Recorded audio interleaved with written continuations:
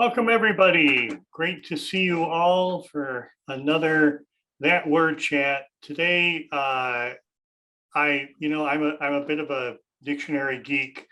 I'm free to admit that. And so I'm really excited about having Danica Salazar as our guest today. She is the executive editor for World Englishes. And we'll ask her what exactly that job entails, and she's also here to talk about a brand new dictionary that Oxford is embarking on. So welcome, Danica. Hi, Mark. Hello. Thank you so much for having me. Sure.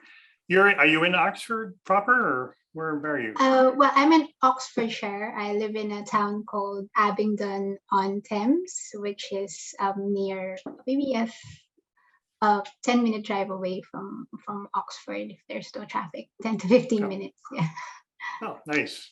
Okay, so let's start out. I have a zillion questions for you, but really the main thing I want to know is about this. If you tell us about this dictionary, what's the status of the Oxford Dictionary of African American English?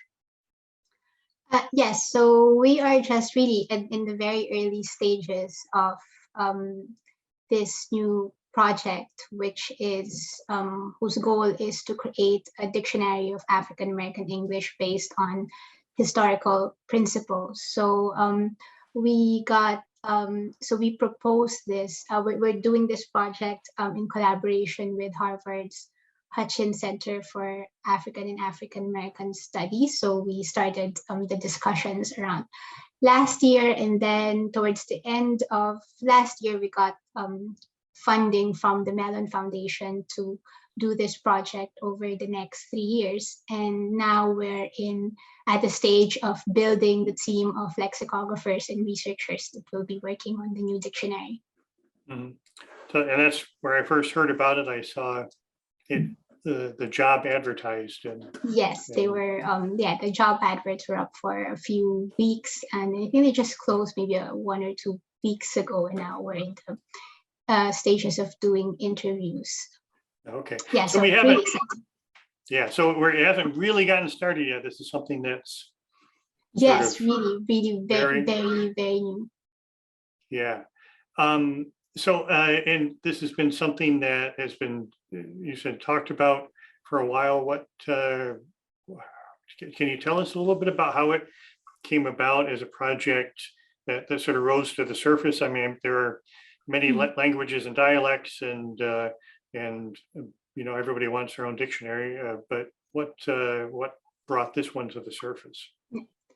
Well, in the past few years at the Oxford English Dictionary, we've been undertaking targeted projects for improving our coverage of different varieties of English spoken throughout the world in different social linguistic contexts. So I think for most of that time, we focused on post-colonial varieties of English, so those spoken in places like Singapore, India, or Nigeria, so we work with local linguists and experts on those varieties to make sure that the OED's coverage of those varieties are up to date. So by revising what we already have and also adding new entries. And then in recent years, we've also thought that there are other varieties of English that we needed to cover, and because apart from these country-specific regional varieties are also those varieties that are much more sociolectal. So it's really where the difference lies, not as much as where the people are, but who the people are. And I think one of the sociolectal varieties that we thought that we should prioritize is African American English, because it's a variety of the language that has had really a lot of influence on the way that we speak English, not only in the United States but also throughout the world, because it's widely it's a very interesting variety, because in many cases, like in popular culture, in popular music, in online in online culture, it's a very desirable and widely imitated variety of English. But in more institutional contexts, like in the education or justice system of the United States, it's something that can be a liability for its speakers. So it's also a variety that has a very long and interesting history that we really need to cover. That we have to make sure that we cover in the most authentic and reliable way possible in the OED. And we thought, of course, that we should take the same approach that we always do when you work with varieties of English, and that is we cannot do everything from Oxford. So that's why we reached out to the Hutchins Center to make sure that we have the right expertise behind this project of improving the OED's coverage of African American English. And then as soon as we got started talking, our ambitions became much bigger than just doing the work in OED. We started thinking, okay, this is there's so much to do, so much to document, so much research to do on African American English. So why not make a whole dictionary of this variety? So not just improve its coverage in the OED, but actually make a whole historical dictionary of this variety, and then have the work on that dictionary also inform the way that we cover this variety in the OED. So that's how it all started. So it just started from let's do things in the OED, and then it just became this much more ambitious project of creating a standalone dictionary for African American English. Right. So I think I learned a new word here, or heard a word I don't know. Sociolectal. Yes. So when we talk about dialects, basically are just different varieties of a language. It's just a body of language, the way that people speak. And sociolects are just a term that's used for to talk about dialects that belong to specific social groups. And yes, at least that's the way I've seen it used. Sure. Now I know this is a sort of a question that's asked: is African American English is it a dialect? Does it rise to that level, or how do we categorize it or describe it, or should we?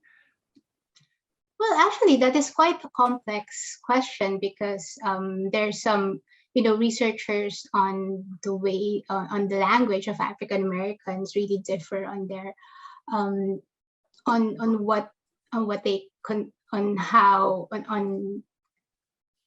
how they describe this variety, and what they think the status of it is. So and that's really that is reflected in the many names that have been used to talk about the language that African Americans speak. So right now I'm using the term African American English, but I'm sure you may have also heard terms like African American Vernacular English, or Black English, or even Ebonics.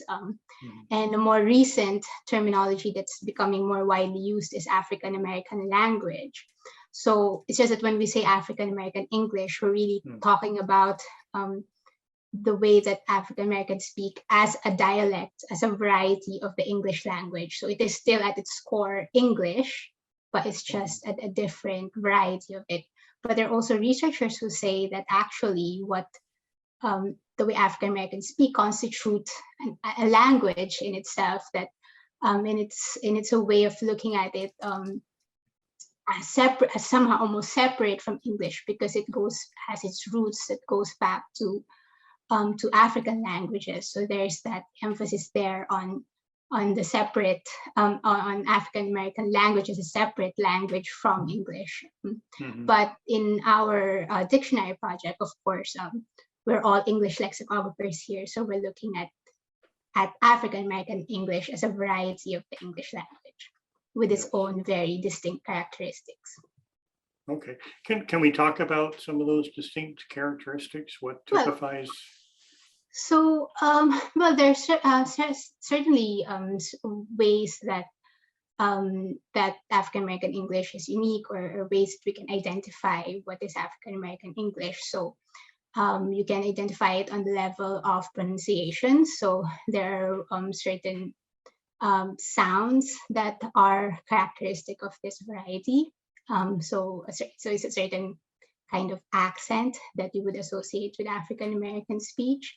There's also what most interests us being, a dictionary, and that's a vocabulary. So there are certain words and phrases that we either originate from African Americans among themselves, and then also then later becomes widely used throughout outside of African American communities, or words that are just really exclusively used among African American communities.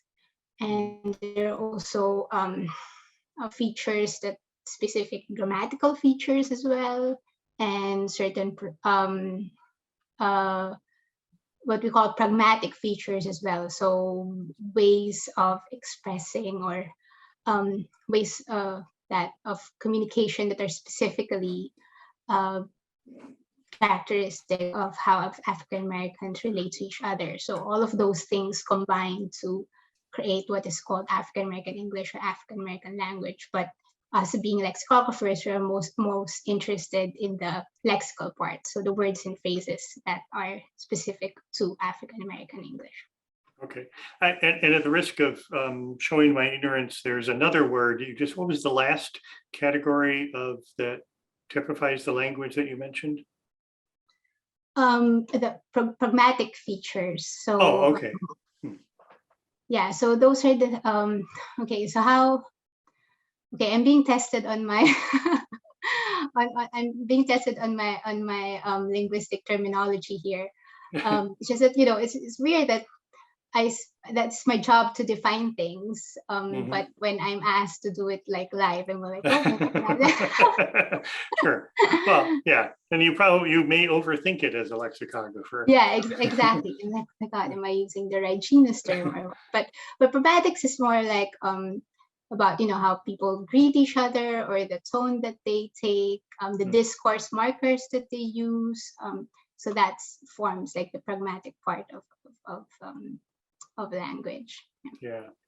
And so I think you do get a. I remember when the Ebonics became a term that was widely reported on and discussed, and there was a huge backlash, because there was a perception that there's a right English and a wrong English, and that this is encouraging wrong English. And I think in the Black community and in the white community, for different probably motivations, there was sort of a negativity about non-standard English, which I'm sure we could talk for hours, I'm sure, on non-standard English. But is the project something that is sort of taking the view that I mean, is that being addressed, that sort of negativity around the idea, and how do you combat that sort of by saying, no, this is a legitimate area of pursuit? Yeah, I mean, I think that what you said is really one of the reasons why we are doing this project in the first place, because I mean, what you've described, this idea of African American English being wrong English, is really, I mean, there's no other way to describe it but as linguistic prejudice. Because there's really, as far as languages go, and I'm sure most linguists will agree, that there's really no such thing as a wrong or completely wrong or completely right language out in any context. And I think there's been a lot of research on African American English showing that it is a variety of English that has its own that follows its own internal rules, and it has a very long history that reflects the experience of African Americans, and all of that is valuable and needs to be documented in a dictionary, just like any variety just like any form of language. I mean, I'm also a speaker of a non-standard variety of English. I'm from the Philippines, and over there we speak a variety called Philippine English. And my whole life I've been told that, in order to speak English correctly, you have to sound American.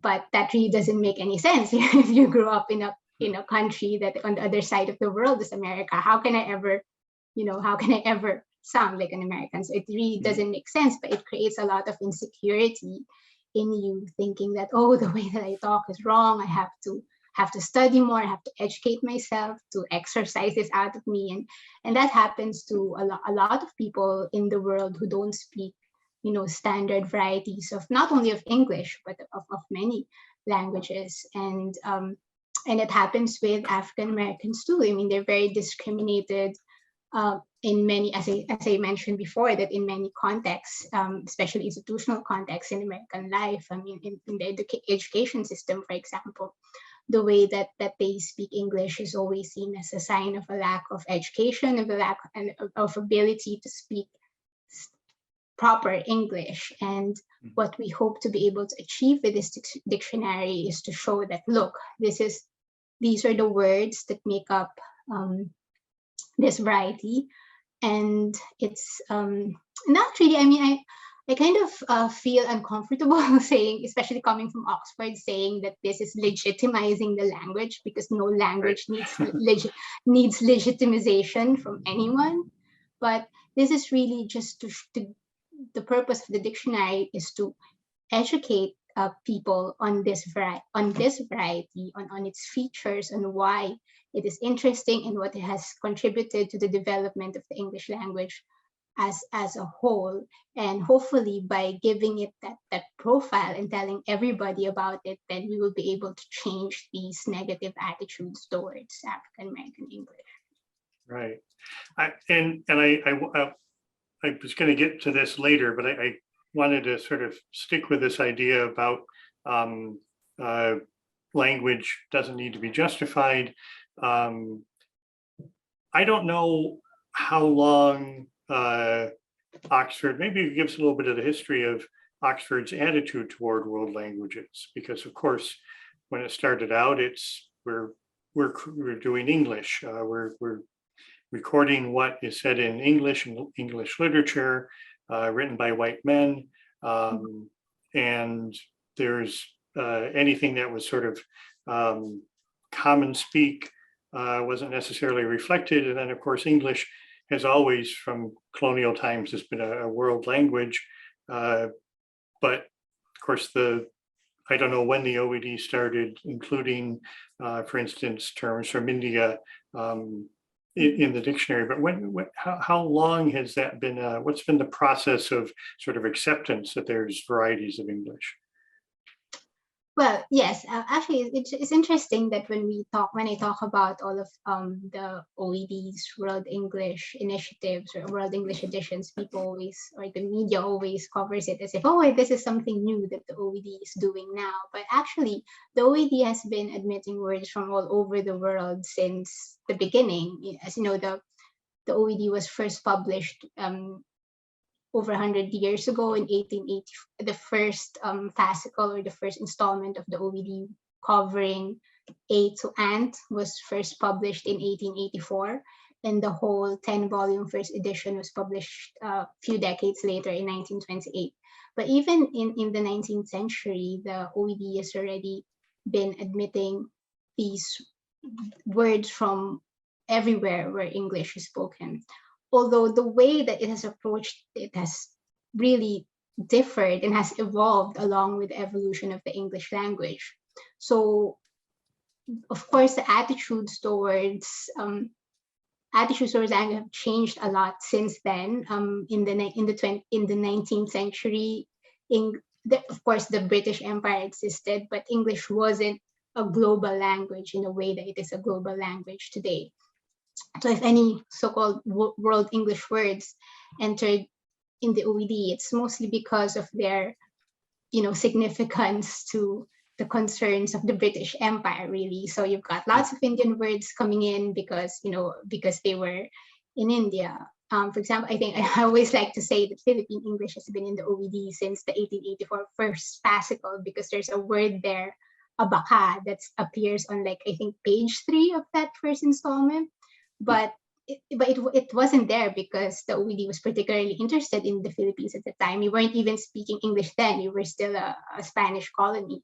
But it was because abaca is a fiber that was used a lot in ropes, hats, matting, and things like that were used by the British in everyday products at the time. So all of that was, so everything was seen through the prism of British English and the British Empire. But of course, as the language evolved, and then you have now what were former colonies began becoming independent nations, and then deciding to maintain English as an important language in these countries, and then developing their own varieties of English, then the OED had found itself having to change with that, and start actually including words from these varieties of English and studying them from the perspective of the people who are actually using these words, rather than from an American or British perspective. And also the way the technology has evolved has also affected that, because before, OED editors based in Oxford only had a limited access to actual sources of evidence that aren't in Britain, and even though access was very slow, we had to rely on the post and written documents. But now, even from where I sit here in Abingdon and Thames, I have instantaneous access to an international network of consultants, as well as online newspapers, magazines, social media posts that show me how words are used in different parts of the world. So we have a much wider view of the English language now. So we are much more able to document the way that English varies in different places. Yeah. Okay. And how long have you been doing your particular job? 10 years actually. 10 years. Okay. Yes, I first moved to Oxford in 2012, and that was really, I came to and this is, people think that this is always the case, but it's actually quite, my case is actually kind of an exception, because I came directly from the academe to lexicography. So I did my PhD in applied linguistics, and my project was something related to dictionary making. So after I finished my PhD, I went to I saw this job advert for a postdoc to do any sort of research project related to the OED, so I got that post, and I started researching how Philippine English, my native variety of English, is covered in the dictionary, and what could be done to improve the OED's coverage of rural varieties of English. So I did that research project for a couple of years, and then after that they decided to take me on as an editor, and I've been here since then. Yeah, well, that's exciting. I'm sure that everybody in the room is jealous of your job, because it seems like it's so fascinating. I actually want to ask you about one aspect of it, but I think we have a question from the room. We do, yes. We have a question from Dana, if you want to unmute and ask. Hey, thank you for this discussion. This is awesome. I'm curious about the format of this publication.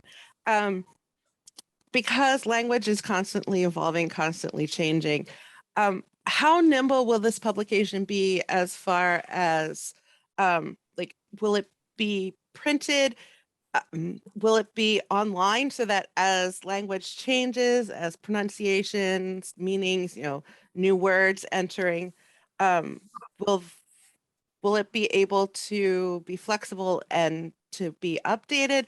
Or will it be one of these things where it's like, okay, well, is the dictionary finally getting to get around to entering whatever word is, out there now that hasn't been in the dictionary and we think what should be, so yeah, how nimble will it be? That's my question.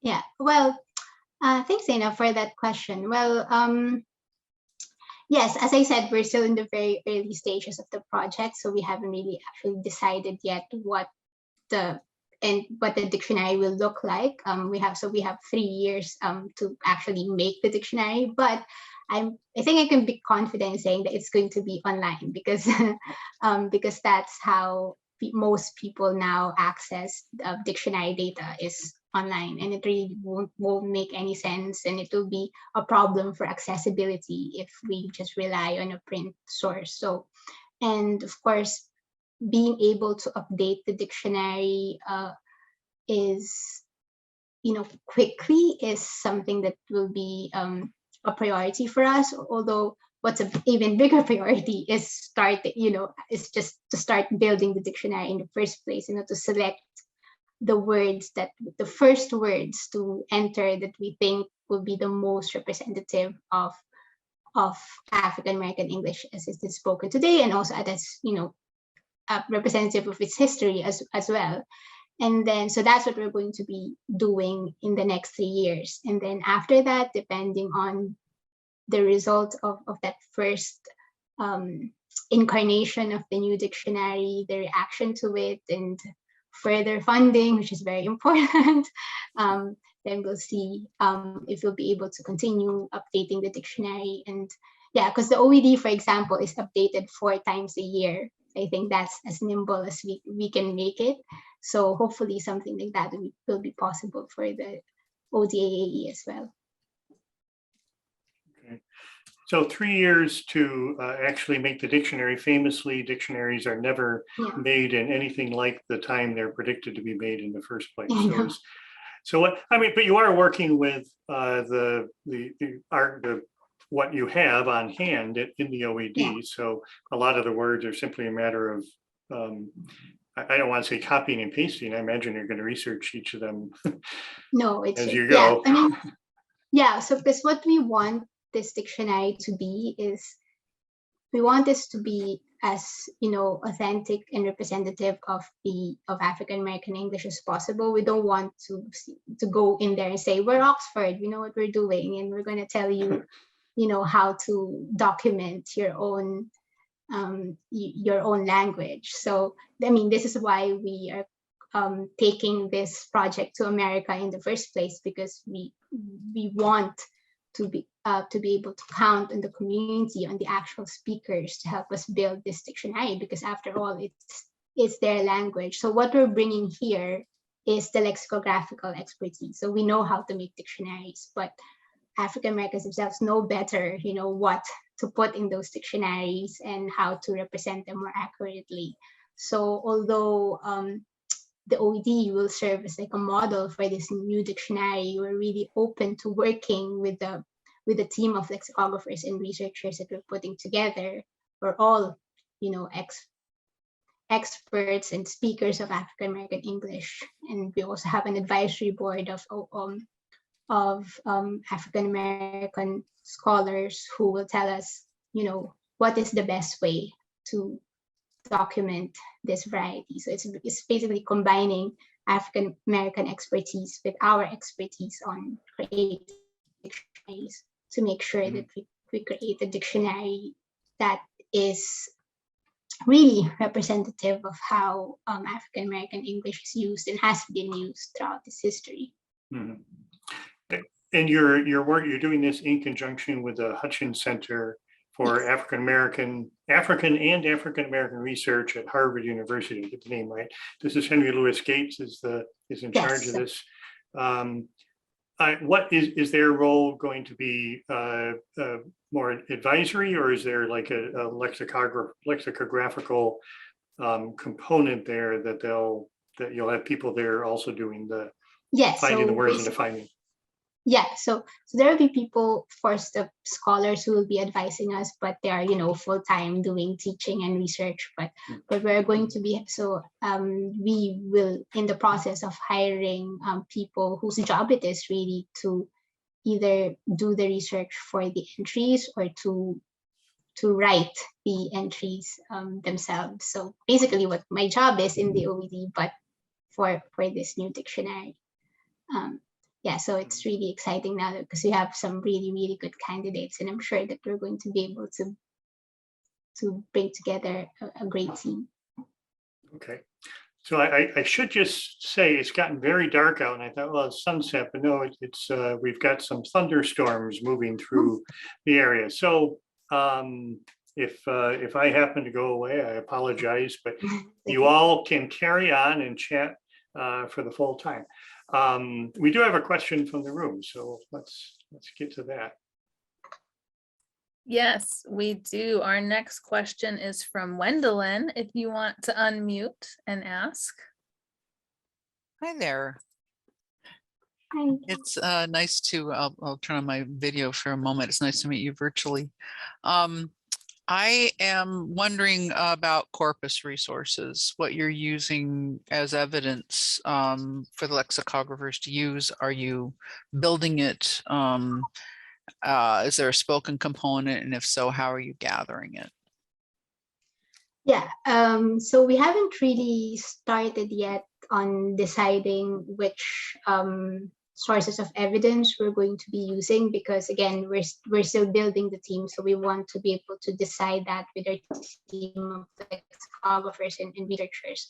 But we certainly we're going to be using a combination, because the thing with I think what we should have done in the first place is explain what historical, what kind of dictionary the ODA is going to be. So it's going to be a historical dictionary in the same, in the model of the OED. So it means that apart from showing you the definition of a word, it also shows you how the word has evolved through time. So me as an OED lexicographer, one of my main jobs, apart from defining the word, is to find the earliest use of the word that I can find. And so we want to be able to do that for ODAE. So for example, when they say that Shakespeare coined X number of terms in the English language, where do you think they get that information from? It's the OED, because when you go to the OED, it tells you that this word was first used on this date by this author, or in this essay or whatever. So we're going to try to do the same. That's what we're going to do with African American English in this new dictionary. So of course, we're going to be using corpus resources, and we're hoping that we'll be able to maybe build that ourselves, or find existing corpora. I know that there's this corpus called Coral that's some people have been using, but I'm not sure if that's big enough for lexicographical research, because for making dictionaries, you need really, really, really big corpora. So the corpus that we use in Oxford languages to create our dictionaries has literally like tens of billions of words, and it gets bigger every month. So we keep on making it bigger every month. And I don't think such a big corpus exists for African American English. So that's one challenge that we need to overcome. But at the same time, we need to go to historical sources. So we need to go to African American newspapers, magazines, song lyrics, going back, so song lyrics from the jazz age down to hip hop. So all of those, maybe all of the novels and essays and all kinds of published writing by African Americans. So all of those we need to find, hopefully digitized versions of those in various places in the US, I suppose, and elsewhere, and so that we can find the earliest evidence of words being used in this variety, and which I know is going to be quite a big challenge, because a lot of African American English vocabulary is also quite colloquial and spoken. So it will be very difficult to find them. It will be much more complex to find them in written sources. Because we rely on written sources not because we think that spoken language is not good, but it's because if you're making a historical dictionary, what's important there is the date. So you cannot just say, oh, this word was first used by so-and-so's grandmother around the 1920s. No, we need to be able to find that actual text and verify that date. And so that's why written sources has been our go-to source. But I think now, but for more recent vocabulary, though, we're lucky because places like Twitter, for instance, those Twitter posts are dateable, but at the same time, they're much more, writing on Twitter is much more similar to spoken rather than written language. So that's good. So I imagine that we're going to be using social media a lot as well in our research. I mean, that was a very long answer, but sorry, no, yeah, sorry. If I could just have a follow-up question to that, because I mean, I don't know if you know, but I'm the head of dictionaries for Cambridge, and so what I think that as it was when we were doing the Random House dictionary of historical dictionary American of slang, right?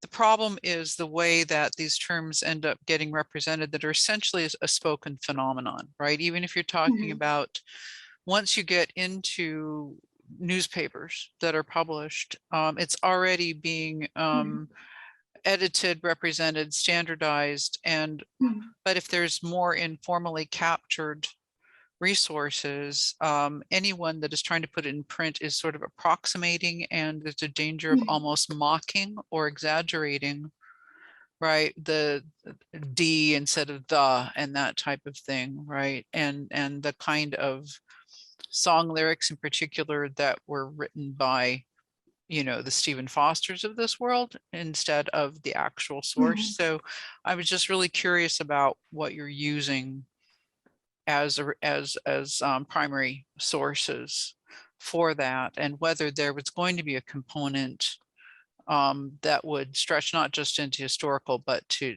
contemporary African American vernacular English. And the other question too was about accounting for it. Are you sticking with actually, what do you mean by American, right? And African, are you going to take it into the Americas, as in, the Caribbean? Because there's actually been a fair amount of work on dialectal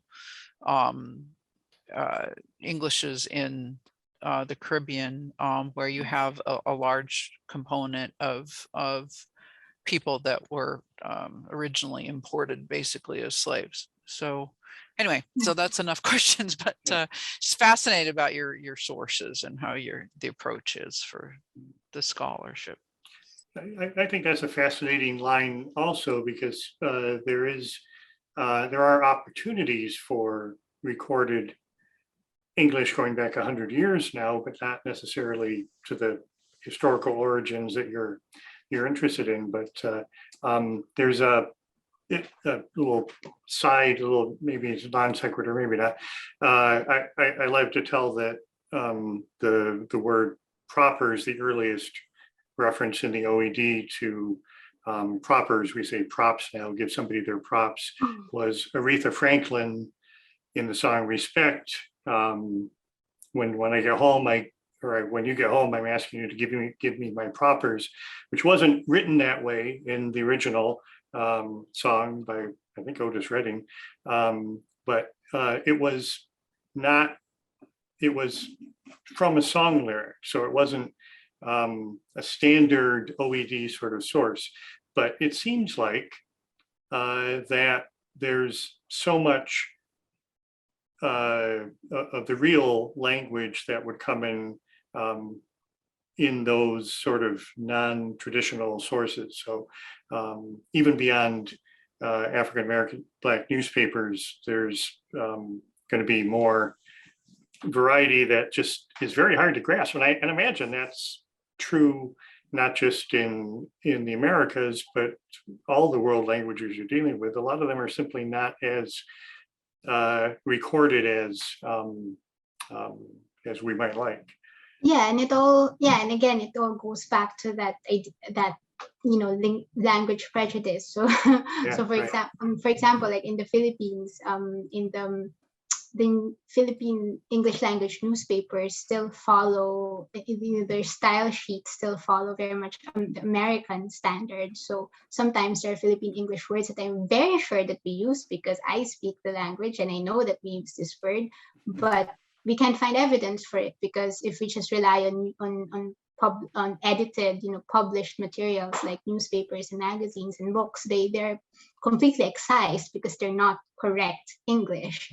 So that's why now gaining access to things like social media, where things are much less mediated, so people basically tweet the way they speak, and it's much easier to find these examples and more authentic examples. Although I've recently been made aware that there can be some fake accounts too. Like they say that on Black Twitter, there are people who kind of pretend to be Black, but it's actually kind of easy to identify them because, as I said, African American English is a variety of English with its own internal rules. So if you're just pretending to speak it, then it's very easy to identify you because you don't know how to follow the internal rules.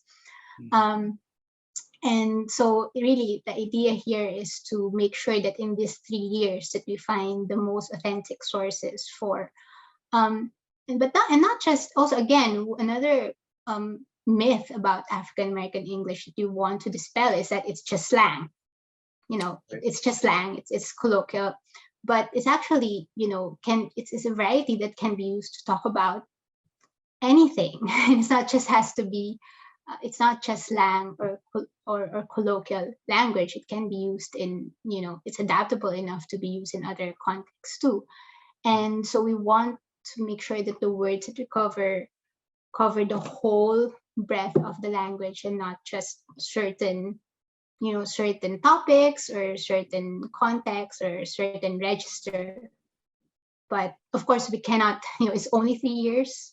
I mean, so I think one thing that people also forget is that that lexicography is a practical endeavor. We need time, you need human resources to do it, and there's only a certain number of words, certain number of entries that you can do given a certain amount of time. So we have to have a realistic kind of number of entries that we're going to be editing in these 3 years, but we have to make sure that.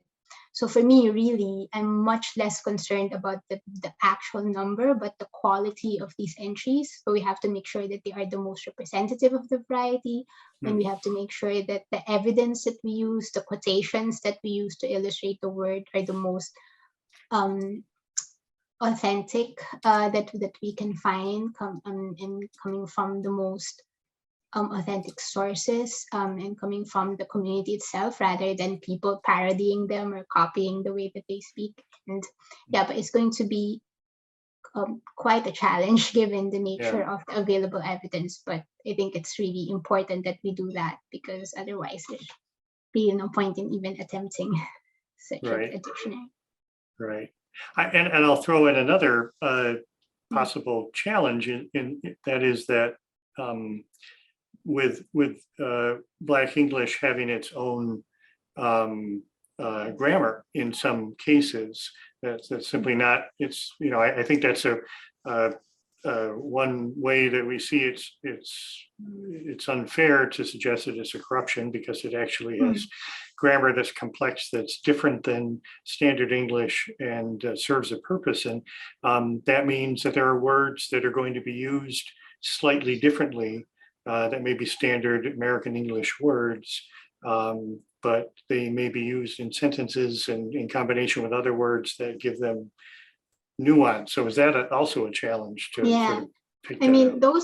Those kinds of usage are, as a lexicographer, the ones that I find the most interesting, but they're also the trickiest to find. So I think there's one usage in African American English. It's very interesting. It's the use of come, like when it combined with the present participle. So don't come complaining or something like that. So it's a certain kind of like annoyance with the person being described that that is expressed through that particular construction. But of course, if you're searching for that in a corpus, I mean, you can't just search for come and with the past participle, you know, you have to read the concordances and see which ones are, you know, have that particular sense. So it's going to be quite tricky finding that, but at the same time, really worth it because it's, you know, it's a really unique way of using this this combination of verbs, and yeah, and it's really, yeah, I'm really looking forward to working on that and seeing how we can yeah, so it's kind of, so for example, when you say don't come telling me stuff, so that's like a combination of come with the present participle used to express indignation or displeasure. So it's very, very interesting, but how do you know, find that in a corpus? Right. Well, you're going to need more than 3 years. So is it sort of the, I mean, I would think the wish is that this is sort of could be a living, continuing endeavor. And yeah, and I think that's the way that we should look at dictionaries now, because before, and that is the good thing about being, you know, now having the you know, basically of dictionaries moving online. It's just that before you needed to have a complete dictionary because you had to print the book. I mean, you can't sell just, you know, loose pages. You have to have a certain book with X number of head words in it. But now that dictionary publishing has moved largely online, you have, first of all, we have much more space. You know, we don't have to think about, you know, the amount of paper that we're going to be using. And there's a possibility to use Dana's excellent adjective, you know, much more nimbly update the dictionary and make changes as necessary, because language just moves and evolves so much more quickly now than it used to do. And I'm glad that online publishing has now made it possible for dictionary to respond to this faster development of language. Okay. Are there comparable dictionaries to what we're looking at here? Is this project unique, or have there been other similar projects? No, there have been dictionaries of specific varieties of English. Certainly, one of them, which just actually recently celebrated its 25th anniversary, is a dictionary of Caribbean English usage. So we work a lot with their editors, and we recently just did a Caribbean update in the OED, and it's a great historical dictionary, also in the style of the OED, but for the Englishes of the Caribbean.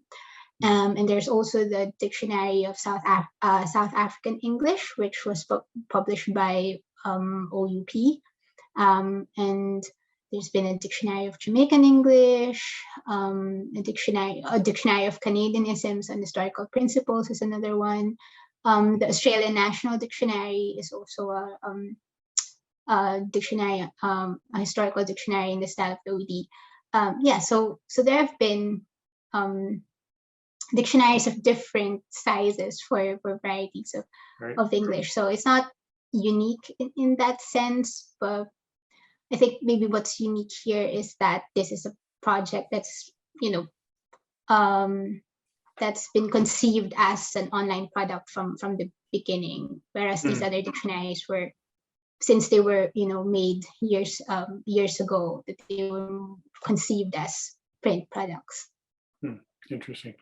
Do you think we'll see a print version of this? Is there a market?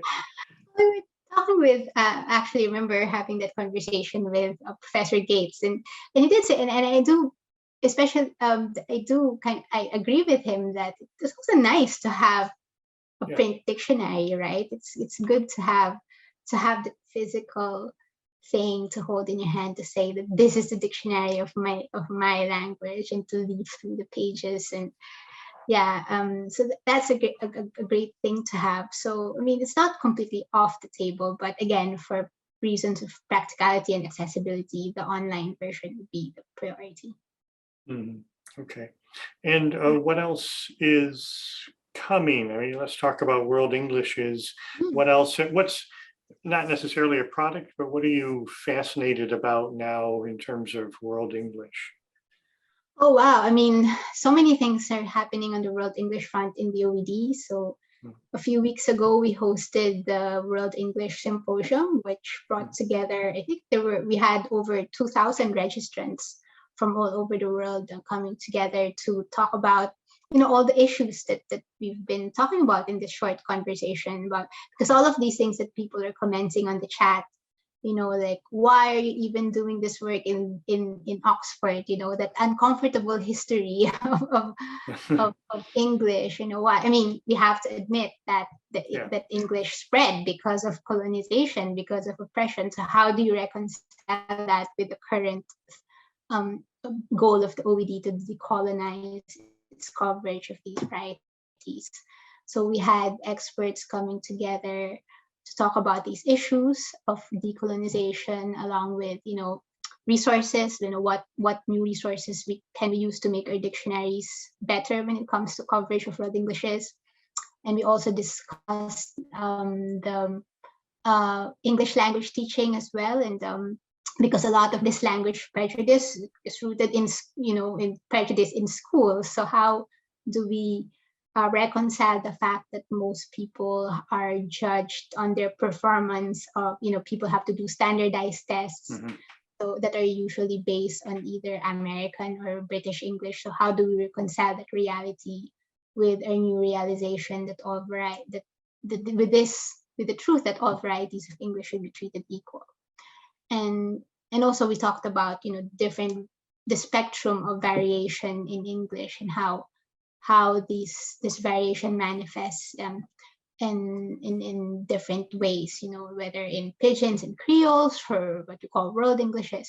So all of that we talked about during like a 2-day session, and yeah, it's really great. And now it's really great to get all these insights from all these different people, and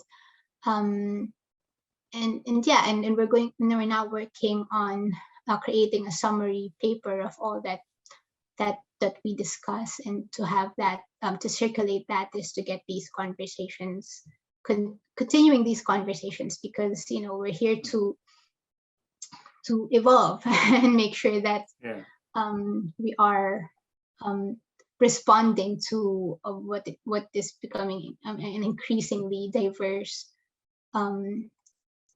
Anglophone population. Really, I mean, the way that English is just spread throughout the world is really what's going to define how we make dictionaries. And it's good to be able to hear from all the stakeholders in this process. So we're really excited about the symposium. And as for what varieties we're working on right now, we're just about to publish an East African update in the June update of the OED. So that covers words coming from Kenya, Tanzania, and Uganda. So that's going to be really interesting, and so that's going to come out when we update the dictionary in June. Okay. Excuse me. So how many words are going to be in the new dictionary?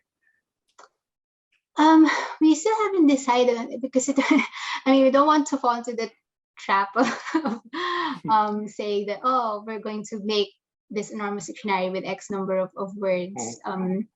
So it really depends on how long it takes us to do the first few, and then see. Okay. So what is is this something where and maybe I'm asking questions you don't know, because it's a new project and just getting started, but the OED itself is famously solicited and still solicits information from the public on use of words and examples. Is that something that you think you'll see, and will there be opportunities for people who are interested in this field to participate, whether if not directly? Yeah, definitely. Thank you for that question, because the answer to that is yes, definitely. That's one thing that we are sure that we're going to be doing. So in the future website of the new dictionary, we're going to have way there for people to submit the words that they want to be covered by the dictionary. And they can even send us audio recordings if they want to show us how the word is actually pronounced. And they can also submit evidence for any words that we're working on. So we're going to be making appeals to them saying, oh, we're working on this word. So maybe, I don't know, maybe in your grandma's attic, she has some letters there that, you wouldn't mind sharing a line or two for us as evidence of this word, or have you, because it's amazing just how much actual user of a language can help in the research, because sometimes you can spend hours and hours or days and days finding evidence for something, and then someone just says, oh, you know what, I heard that in such episode of this show that I watch, or you know what, I think I heard that in this song that I listen to all the time. So yeah, we're always proud to say that the OVD is the first crowdsourced dictionary, because even during James Murray's, our first chief editor's time, people were writing in tons of letters. So many letters that the chief editor of the OVD was actually given his own post box because he was getting so much mail. So he had his own post box in front of his house. So we aim to continue that tradition with OVD to make sure that the community gets involved in the research as well. I wonder, just speculating here, it could be very interesting to see the reaction, because there probably, the fact that you have a dictionary, that you announced we're doing this dictionary, that this is what we're looking for. You're talking to a community that maybe never felt the need or the valued enough to send in information to a dictionary in Oxford, England. But I'd be fascinated to see if you get some family Bibles and family oral histories that have been written down, and just things that are simply were under the radar, and now they come forward a bit.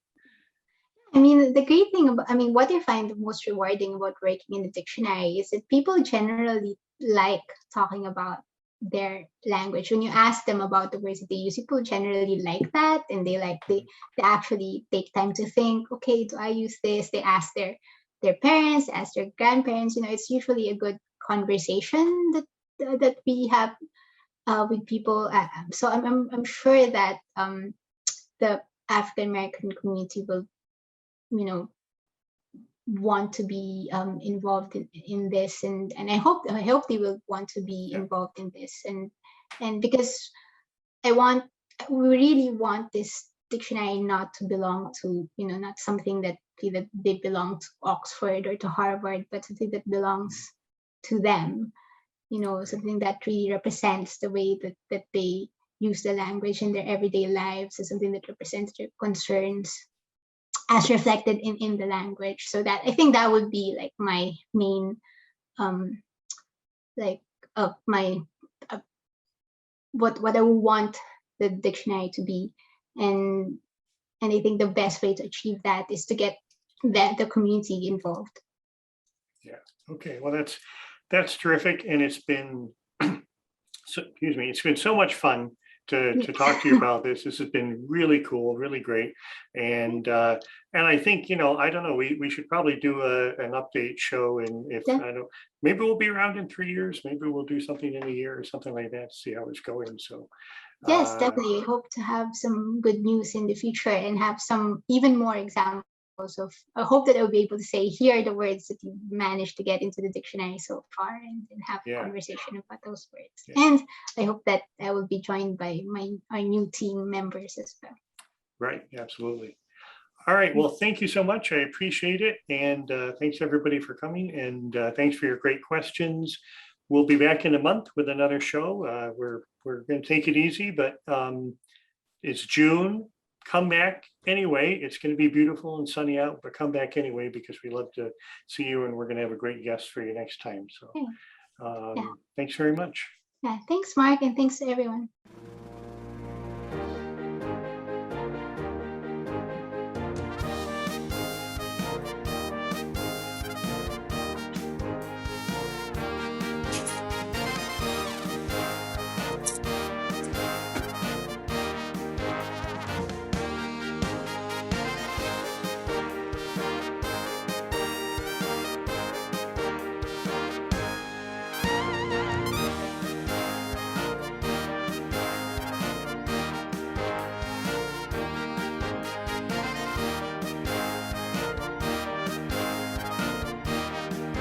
Okay, bye.